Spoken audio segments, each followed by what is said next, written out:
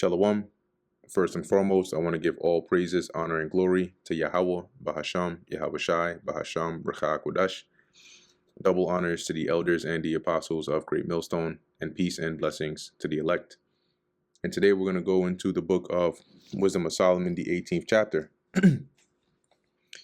Nevertheless, thy saints had a very great light, whose voice they heard, whose voice they hearing and not seeing their shape, because they also had not suffered the same things, they counted them happy. So meanwhile, while the Egyptians are suffering, the worst time of their life, Israel was good, right? As it says, they had light. In Goshen, they had light. They were good. And the Egyptians could hear their voices, but they couldn't see them. And so, as it says, because they also had not suffered the same things, Israel wasn't going through these plagues that the Egyptians were going through. Therefore, the Egyptians counted them happy. They said, man, they're lucky. They're blessed. Because what we're going through over here, oh no, they've never experienced something like that before. Verse 2, but for that they did not hurt them now, of whom they had been wronged before, they thanked them.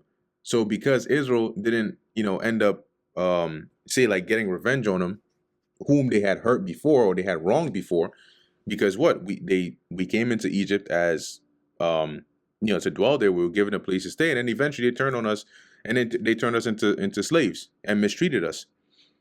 So because of this, it says they thanked Israel and besought them pardon for that they had been enemies. Okay, now I'm going to read this here, verse 2 in the GNTD. It says, those enemies could at least be thankful that the people they had wronged were not taking vengeance on them now, and so they begged them to leave. Verse 3, instead thereof thou gavest them a burning pillar of fire, both to be a guide of the unknown journey. This is the chariot that was guiding us, the children of Israel, out of Egypt throughout the wilderness. It says here, thou gavest them a burning pillar of fire, both to be a guide of the unknown journey, and an harmless sun to entertain them honorably, right? So it would give us light that we may see, protect us, guide us, and lead us. For they were worthy to be deprived of light and imprisoned in darkness, who had kept thy sons shut up. Keeping them shut up is like keeping them hostage, by whom the corrupt light of the law was to be given onto the world, or Salaki, the uncorrupt light of the law was to be given to the world. So, for they were worthy to be deprived of light, talking about the Egyptians, and imprisoned in darkness, that plague that they went through, who had kept thy sons shut up, right? Because they had us in captivity under them, thy sons being the Israelites, by whom the uncorrupt light of the law was to be given to the world. So the uncorrupt light of the law of the Most High was to be made known to the world through Israel. Verse 5, and when they had determined to slay the babes of the saints, one child being cast forth and saved. This was when Pharaoh gave the commandment to slay all the male-borns of Israel. One child being cast forth, which was Moses, and saved, to reprove them, thou tookest away the multitude of their children. So this was Moses that was saved to come against Egypt. And so as a result, the Lord took away the multitude of their children and destroyed them altogether in a mighty water. So this was when, during that time of darkness, the night of the Passover, the Egyptians lost their firstborns. And then the Lord finished them off in the water when they came to pursue after us. And then, the Red Sea that was parted after all Israel had crossed, it closed down on the Egyptians. Of that night were our fathers certified afore, that assuredly, knowing unto what oaths they had given credence, they might afterwards be of good cheer. This is talking about the night of the Passover, right? So when it says here, being certified afore, meaning that it was confirmed to us ahead of time, right? Of the night of the Passover, what would happen and what we were supposed to do. that assuredly, so we were assured, knowing unto what oaths they had given credence, right? And those oaths being we basically had knowledge and remembrance of the oaths the Lord had toward us. Therefore, we weren't afraid. It says they might afterwards be of good cheer. So of thy people was accepted both the salvation of the righteous and the destruction of the enemies. And that's what happened, right? Israel was delivered. The the death angel passed over us, but it destroyed our enemies. For wherewith thou didst punish our adversaries, by the same thou didst glorify us, whom thou hadst called. See, so just as the Lord, it was like a dichotomy where Egypt was suffering, but by the same sufferings that they were suffering, we were being glorified because we were gaining the victory through the Lord over them. Verse 9, for the righteous children of good men did sacrifice secretly, and with one consent made a holy law, that the saints should be like partakers of the same good and evil, the fathers now singing out the songs of praise. And this is during the Passover, right? That secret sacrifice was the offering of the Passover. So I'm going to read this verse 9 in the GNTD. And it reads, during all this time, devout people from this righteous nation were secretly offering sacrifices, giving their word to each other that they would keep God's law and share each other's blessings and dangers. Already they were chanting those ancient hymns of praise while the Egyptians were suffering death. Verse 10. But on the other side, there sounded an ill-according cry of the enemies, and a lamentable noise was carried abroad for children that were bewailed, because the ill cry of the enemies being the Egyptians crying out in that night. Why? Because their children were being put to death by the death angel, right? A most lamentable noise was carried abroad for for children that were bewailed.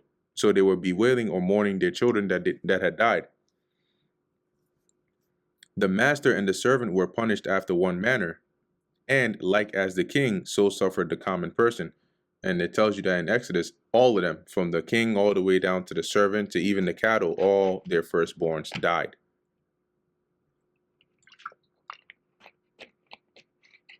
Of the Egyptians. Verse 12. So they all together had innumerable dead with one kind of death. So they all suffered the same kind of plague, which was from the death angel. Neither were the living sufficient to bury them. So that's how much dead they had, that it wasn't even enough people to bury them. For in one moment, the noblest offspring of them was destroyed. So even up unto Pharaoh's firstborn. For whereas they would not believe anything by reason of the enchantments, so because they kept on having their hearts hardened, because whenever Moses and Aaron, or Aaron and Moses would, Moses and Aaron would go in there and speak to Pharaoh, and then they would perform the signs the Lord would show, the enchantments of the Egyptians, they would use that, the magicians, to counter it, right? Or at least to mimic it. And so the people's hearts were hardened and they didn't believe the power of the Lord. But guess what? Upon the destruction of the firstborn, they were very quick to acknowledge this people to be the sons of God. For while all things were in quiet silence, and that night was in the midst of her swift course, so as the night, now is nice and dark, and the night has commenced, thine almighty word leaped down from heaven. Who is the word of the Lord? Yahushua. Go to the book of John, the 1st chapter. It'll tell you that. So he leaped from heaven out of thy royal throne as a fierce man of war into the midst of a land of destruction, right? Coming into Egypt. And brought thine unfeigned commandment as a sharp sword. What was the Lord's commandment? To slay all their firstborn. So Yahushua, being the destroyer, or the almighty word, came down into Egypt, and in the darkness carried out that plague and started to slay all their firstborns. And standing up, filled all things with death, and it touched the heaven, but it stood upon the earth. So this was contained to this region of Egypt where this plague was affecting them. Then suddenly visions of horrible dreams troubled them sore, and terrors came upon them unlooked for. Like we read in the previous chapter, they started to see these apparitions. They started to see these demons. They started to see these monstrous creatures. Suddenly, just horrifying them, scaring them. And as it says, unlooked for. It was unexpected. Verse 18, and one thrown here and another there, half dead, shewing the cause of his death. And I'll read this part in the NLT, Slakia, the GNTD. It says, all over the land they lay half dead, and let it be known why they were dying. So you had some that were, as it says here, they were basically collapsing, right? And you had people being, everywhere, right? It says here, thrown here, another there, half dead. So you had some that were dying. They weren't dead yet, but those that were dying made it clear why this was happening, that this was God's judgment. Verse 19, for the dreams that troubled them did foreshew this, lest they should perish and not know why they were afflicted. So in these scary visions and dreams they had, it was made clear to them in that why this was happening. This was judgment from God Almighty for you being wicked and oppressing his people. Yea, the tasting of death touched the righteous also, and there was a destruction of the multitude in the wilderness, but the wrath endured not long. So yeah, this destruction, the Lord brought destruction upon the Egyptians, but also at some point in time, he also did bring a taste of death upon Israel in the wilderness. But as it says here, but the wrath endured not long. So it didn't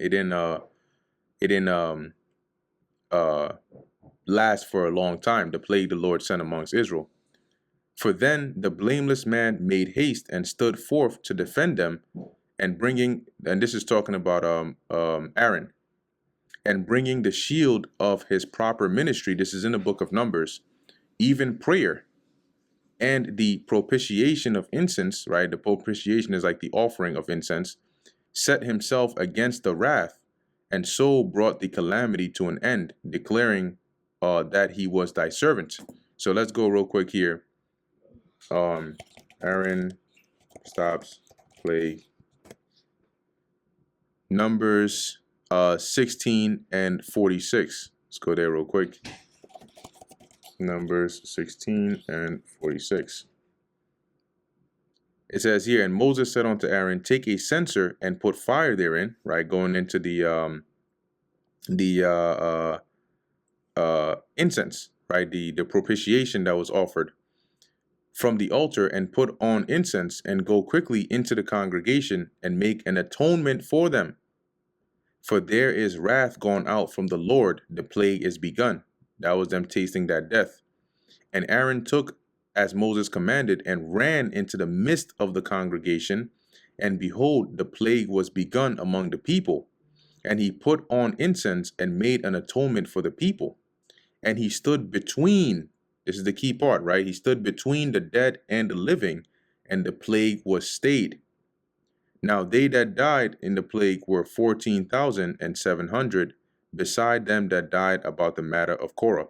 So going back to Wisdom of Solomon, chapter 18, verse 23, or Salakia, verse 21, for then the blameless man made haste, right? That was Aaron when he ran and stood forth to defend them, the Israelites, bringing the shield of his proper ministry, which was what? Prayer, even prayer, and the propitiation of incense, set himself against the wrath, and so brought the calamity to an end, declaring that he was thy servant. Verse 22, so he overcame the destroyer. So that plague was being brought forth by the destroyer. The Lord sent it, but Yahushua was carrying it out, because he is known as the destroyer. So he overcame the destroyer, not with the strength of body, nor force of arms. So it's not like he was, he physically, held back the destroyer, but with a word subdued him that punished, alleging the oaths and covenants made with the fathers, right? So in basically that's the prayer, that the atonement that he made for them, that subdued, or it basically stopped the plague which was being brought by the destroyer from continuing to slay the Israelites. For when the dead were now fallen down by heaps, one upon another, standing between, he stayed the wrath and parted the way of the living. And that's how you know this is referring to Aaron, because that's what we just read here in Numbers 16 and 46, right? That when he saw that the plague had already begun, he stood between the dead and the living, and the plague was stayed. Verse 24, for in the long garment was the whole world, and in the 4 rows, this is talking about the design of his garment, and in the 4 rows of the stones, once again going into the breastplate. And let me see here. So reading this part, verse 24, I'll read it in the GNTD after I finish reading it here. It says, and the 4 rows, which is 12, because you have 4 rows and was it 3 columns, of the stones was the glory of the fathers graven, because you had the 12 stones in the breastplate that had the names of the 12 tribes on them, and thy majesty upon the diadem of his head, right? That was the mitre that was upon Aaron's head. Unto these the destroyer gave place, and was afraid of them, for it was enough that they only tasted of the wrath. The destroyer here, right, the one bringing this plague upon him, he wasn't afraid of Aaron. When it says afraid, it just means that he stopped. Okay, because then the Lord was like, all right, cool, you could chill. So I'm going to read verse 24 in the GNTD. It says, he wore a long robe decorated with symbols of the universe. In honor of our ancestors, he wore 4 rows of engraved stones on his chest, and your own majesty was represented by the ornament on his turban. And that brings us to the end of the book of Wisdom of Solomon, the 18th chapter. Lord willing, that was edifying to the elect. In closing, I want to give all praises, honor, and glory to Yahweh, Bahasham, Yahweh Shai, Bahasham, Rakha Kodash. Until next time, Shalom.